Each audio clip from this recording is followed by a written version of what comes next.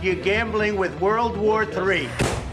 Это нарушает нашу безопасность, расширение НАТО.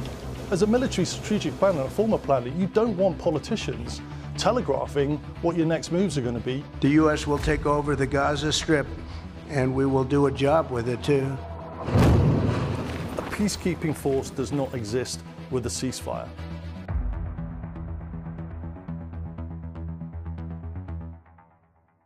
Hello, this is the Security Brief here on BBC News, and in the programme, the conflict between Israel and Iran continues to escalate, with air raid sirens blaring across cities inside both countries.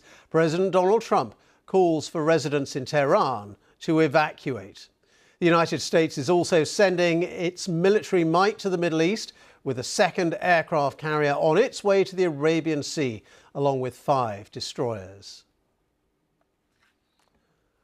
But what stage of the conflict do we find ourselves in? That's the question. And where might it all be heading? With me to discuss, as ever, is former senior officer and assault helicopter pilot in the British military, Mikey Kay.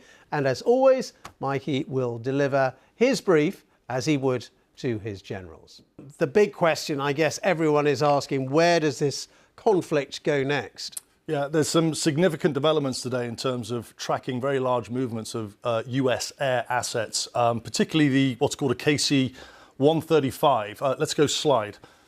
This is a KC-135. It's a tanker aircraft, so it's used to refuel fast jets, for example, heading onto a target. You can see on the back, or you could see on the back as it was taxiing out, there's the big boom on the back, which is used to plug into the jets. Now, what's significant about this is that these aircraft are trackable and are likely refueling US strike aircraft such as the F-35 fifth generation fighter, the F-15, and possibly the F-22 Raptor, which is probably one of the most advanced air defense fighters in the world, which belongs to the US. These won't be trackable, but by deduction, the tankers are airborne. It's likely there is forward deployment of US strike aircraft being positioned into or near the Middle East. So I'm certainly at the moment watching for movement of these fighters across locations such as RAF Lakenheath, which is a US base in England, or Ramstein in Germany. There's a US base that I was deployed to for 6 months in Aviano in Italy, which is about 2 hours north of Venice. And then RAF Akrotiri in Cyprus as well. There's also movement of another US aircraft carrier towards the region, the USS Nimitz. Let's take a look at the USS Nimitz.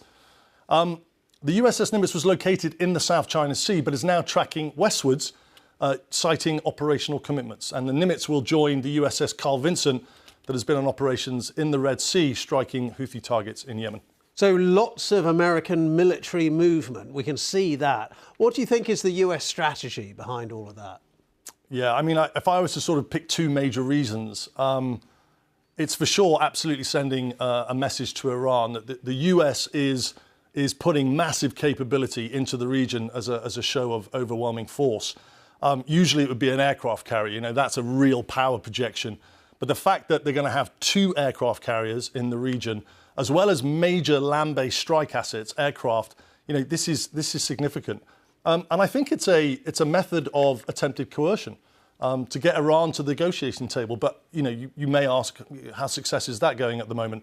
Well, Iran have already pulled out of the negotiations, which were approaching their 5th or 6th round, I believe. So, you know, it's a big gamble, and whether it will work or not, whether it will de-escalate or not and bring people to the table, I think is the big question that's up for grabs.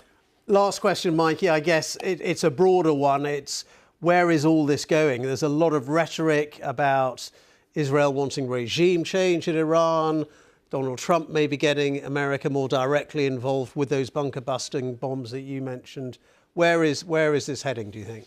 Yeah, we often talk on this programme about courses of action. That's a military strategic planning term for options that are worked out by military teams that build out what a potential course of action could be, and there could be numbers of them. You know, a most likely course of action or a most dangerous course of action. These could range from cutting the head off the snake, for example, going directly after the Ayatollah. You know, Trump, for example, posted on Truth Social. We can go slide and look at his post.